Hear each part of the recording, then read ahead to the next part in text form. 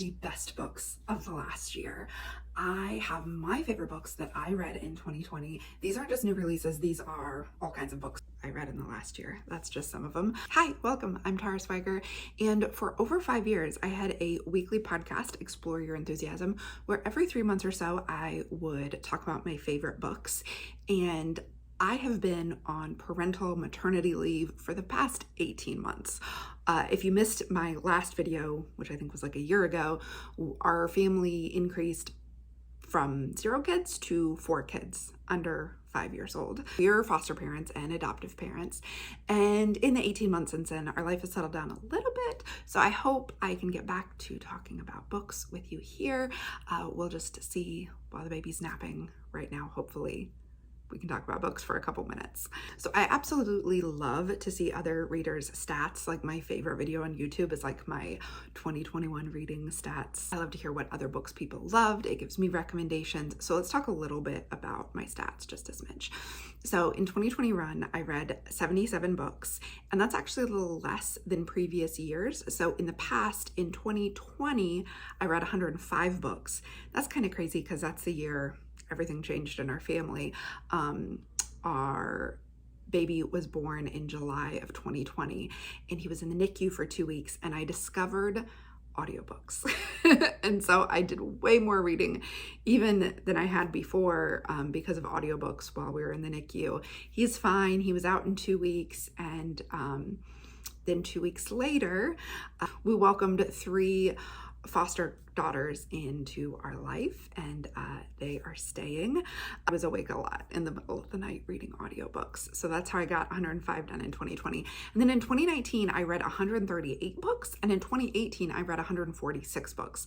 Now that is really outsized from what I had done before, because in 2017, I just read around 76 books.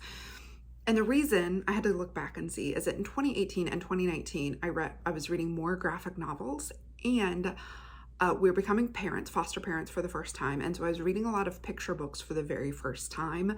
I was checking them out at the library with my foster kiddos. We were being given them as gifts, and I counted those because I wanted to remember my absolute favorites. So this year I didn't track any of the many picture books and board books I read, which has made my number lower, but I'm fine because I don't really need to track those. I'm more interested in what I'm reading for me. In those years, I actually was blogging or recording audio podcasts or video podcasts about my favorite books. In fact, I've been sharing my favorite books online since 2010. I will include some links down below to those old posts in 2010, 2012. Then I did podcast episodes where I started sharing them every 3 months or so. So I'll include the link down below where you can find that. It's all at taraswiger.com. And I also have a post about how I read so much each year. It's called How to Read 100 Books in a Year. I'll share that below as well. I wrote it way back in 2012, so it's been a minute, but I'm pretty sure it still holds up. So let's get into this year, or last year, 2021. In January, I started out so strong. 4 of the 8 novels I'm going to talk about, I read in January of 2021, and I am still thinking about them. They have stuck with me. So you know they were really good. So the first one of the first books I read in 2021 at all was Black Buck by Mateo Askaripour. I actually got this as an ARC, so I want to thank the publisher and NetGalley. I read it on eGalley, but I had to get it out from the library. I love this cover with a coffee cup in New York City. You get a lot from this cover that plays into the story. This is basically written like a satirical how-to manual for Black salesmen, like how to make it in business without really trying, but for the Black salesman in an all-white workforce. And it really does a great job at effectively skewering startup culture. There is actually a character based on Gary Vaynerchuk. He's like a small side character, but it cracked me up. If you're familiar with the online startup hustle culture, this book skewers that. And it really explores the racism that the salesman, Buck, experiences in this tech startup salesperson world. And then it gets bonkers. I feel like it really drives home what he is experiencing in this world. I read 2 other books this year that are about the workplace experience of racism, and they're written by Black authors and they're about Black protagonists. The first one is The Other Black Girl, which is actually set in book publishing, which I love to see. It is also a kind of satirical look at what could happen and the lengths that people go to succeed in the world when you're living with under the constant pressure of racism and people doubting you and who you are and your abilities. And then the next book I read, set in a workplace setting about racism, is All Her Little Secrets. And that's really more of a murder mystery thriller, a lot of psychological suspense, what's going to happen next. Are her coworkers, who seem so friendly and welcoming, are they actually much more sinister than they seem? It's creepy. And I really, really enjoyed both of those books. This book was like perfection though. It was just funny and biting, and I really loved it. Now, the next book I absolutely loved is The Dreamers by Karen Thompson Walker. And I've thought about this book so much. Warning, it's set in a pandemic, but it's a very small pandemic. It's a sleeping disease that takes over a small, sleepy college town that's very protected from the outside world. It's in the mountains. And so the pandemic isn't about like it's spread throughout the whole world. So I'm going to warn you of that. It's very atmospheric, and it's like a creeping sense of foreboding, which I don't know if your anxiety levels can take that right now, but you follow several characters. It's not just about one person. It's much more about the atmosphere and the dread and the beautiful writing. There's such gorgeous sentences, absolutely beautiful writing, and I've thought a lot about what people were saying about diseases in this book, which was written. This book was first published in 2019. So it did not know what was coming. And some of the officials in the book say exactly what officials in our world said, which is just unbelievable. And some of the craziest things that happen in the book have actually happened in real life since the current pandemic started. So that's it was great though. I loved it. Next up we have Finlay, Donavan is Killing It by Elle Cosimano. Now this book, based on the cover, I thought it was going to be like a cozy, but it's really not. It's much more like a caper or like a romp through crime. It's really not like anything I was expecting, or not really like a lot of books I've read. What happens is Finlay Donavan is a crime writer, a mystery writer, and she is having a meeting with her agent, and they are talking about her plot for her upcoming book. And a woman overhears and assumes that she's a hit woman, and that because she's describing this murder in the book in detail, and the woman who overhears assumes she's actually committing this murder, and so she tries to hire her to kill her abusive husband.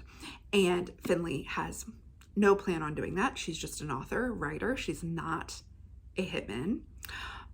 But then some things unfold and she has to figure out how to get out of trouble, how to get out of this increasing misunderstanding. And she gets in more and more, things get more and more complicated as it goes. It is fun. It's a romp. It's not a cozy because there is descriptions of violence, but it's a fun and it's about crime. Not a lot of books like that, I don't think. But then, so I was thinking there's not a lot of books like this. I was thinking about it all year, like what is this genre? And then I read Dial A for Aunties, and this is the same kind of book. It's not a murder mystery. It is a romp through what happens when you accidentally commit a crime. That happens in the first few pages, so I'm not giving anything away.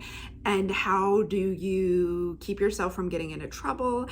And in this book, she has 4 meddlesome aunties. They own a wedding business. This is the biggest wedding of the weekend, so she needs to perform and be in public and not get everybody in trouble. They of course decide to help her, and she's really working hard at not getting them all put away for murder. But it's fun. So there's no mystery element, but it is like a crime fun book. If you know what genre that is, let me know, because I want to read more of it.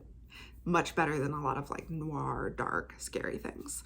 Even though I read and enjoyed that. Speaking of, The Echo Wife by Sarah Gailey. Now, I've read several books by Sarah Gailey, and I love everything they write. Every book is like a different genre, a different kind of thing. Before, I've talked about Magic for Liars, which is a wholly different kind of book. This book is much darker. It's much more horror-y. It's like a sci-fi horror, because Evelyn, the protagonist, is a geneticist, and she's discovered how to create clones. Her husband, ex-husband, steals her data, her research, and creates a clone of her, a clone that will do and be the kind of woman that she's not, the kind of wife he actually wants. And that happens, and that's in the book description, it happens pretty quickly, you realize that. But then everything else that unfolds is so great. It's creepy, it's gross, it's got some gory bits, it's sci-fi, but it's like really grounded in the real world experience. Being a woman going through a divorce, it's about power, it's about consent, it's about gender stereotypes and what happens to women who refuse to fit in those stereotypes. And it's about childhood trauma and how the effects of childhood trauma reverberate through our lives. So I know it sounds serious, it's not that big of a book, but it is fun and creepy all at the same time. That's The Echo Wife by Sarah Gailey. So all of those books were read in January, and they were all 2021 releases. For my next book, I have something that was actually released or published in 1992, and that's Blanche on the Lamb by Barbara Neely. I have had this on my TBR for about a year since I did that post about cozies I was checking out. I was specifically looking for cozies that were written by diverse authors, not just white women authors, and Blanche and the Lamb kept coming up. And it is so good. I have tried other cozies, and I don't really think I like the genre, especially when it's like a small town and it's a woman who owns business and she's trying to figure things out like very slowly. I don't love that. This is not that. This is fast-paced. The character is a Black domestic worker who's working in these wealthy white people's houses, and they underestimate her at every turn. They kind of just ignore her when she's in the room. They don't realize what she's overhearing. And because of being underestimated and her being excruciatingly aware of how much everyone's underestimating her, she is able to solve a murder and solve the crime, and does it all with attitude and with biting humor. And I was not expecting a cozy, which is what it's been marketed as, written in the 90s, to have a twist that totally surprised me. I read a lot of thrillers. A lot of those 70-some books I read this year were thrillers and mysteries, and so there's a couple tropes, especially that current domestic thrillers kind of fall into.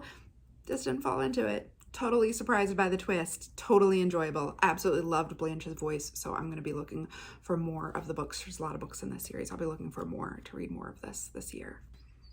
Now, I don't have the cover for this book because I take the dust jackets off my books when I put them on the shelf, because I like how that looks better than a whole bunch of different dust jackets. I take it off after I read it. But this has a beautiful cover. I'm going to show you the cover here. People Like Her by Ellery Lloyd. This was published in 2021. And this was a perfect thing for me to read this year, because I took most of the year off posting on social media and the internet. And I spent a lot of time thinking about how I want to interact with those tools, if I want them to be a part of my life, how they've affected me in the past. And this is about that. So it follows an Instagram influencer mom who is known for being like perfectly imperfect, honest and messy, but like, I'm such a truth teller and I have a messy bun, but I have perfect eye makeup and I monetize every moment with my child. Like, there's this whole birthday party scene where everything is like sponsored content. It's awesome.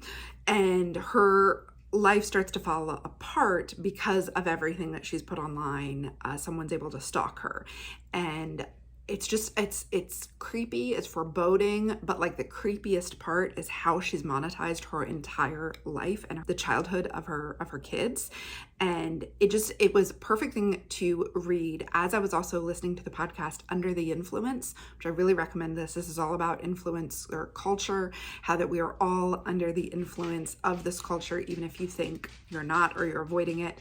such a good podcast. I highly recommend the first season. I think the second season's coming out soon. So the next book is Matrix by Lauren Groff. This also came out in 2021, and I have read Lauren Groff's other books, well, not all of them, but Arcadia, which is set in a creepy commune in the 70s, and it's about some people that are raised there and kind of what they do with their lives, and Fates and Furies, which was amazing and such a good look. The first part is told by the husband's perspective and the second part is told by the wife's perspective. So you're getting the same story, but from a completely different viewpoint. That book is like, oh, so good.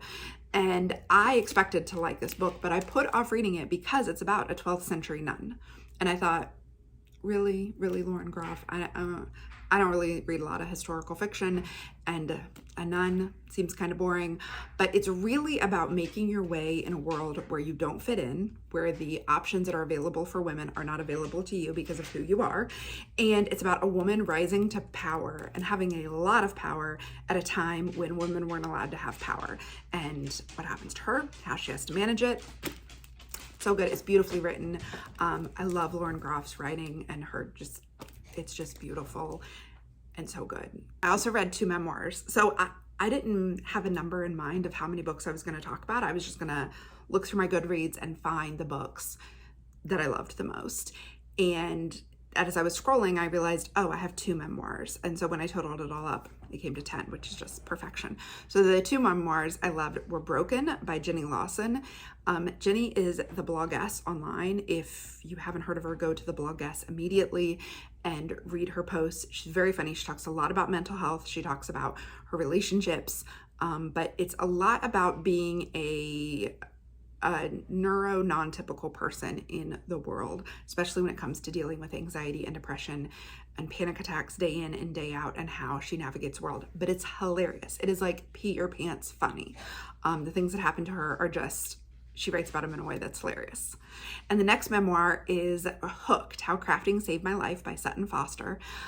This is like a memoir of, first of all, Sutton Foster, you might know her as a dance teacher in Gilmore Girls, but she was also, she had a show called Bunheads, and she was recently in Younger. And before that, she was like a huge Broadway star, which I had no idea. And she really goes through her life and her career, but by framing it in the terms of her crafting and the different crafts she was working on, and how she grieves through a crochet blanket, how she paints out like some of her issues about worthiness, how like her dating life and the things that she crafts. And if you are a maker at all, I think you'll really enjoy it. I didn't know hardly anything about her except for I had watched Younger and Gilmore Girls, and I totally enjoyed it. I also feel like she is vulnerable in a way that you don't see from a lot of celebrity memoirs. And maybe it's because she's talking about it in terms of something so personal like making, but she really gets vulnerable and honest, and she's clearly worked on her stuff and worked through some stuff. She talks about it all in her book. I really enjoyed it. So those are the 10 books that I loved in 2021. I would love to hear what you read this year, what you really loved. If you read any of these, I hope my extra book recommendations in there helped you find something new to like. Leave me a comment below and let me know, what is the best book you read in 2021? Have you read any of these? Did you like them? Did you hate them? How did you feel about them? I will be back with my reading plans for 2022 if the babies nap and let me. Thanks so much.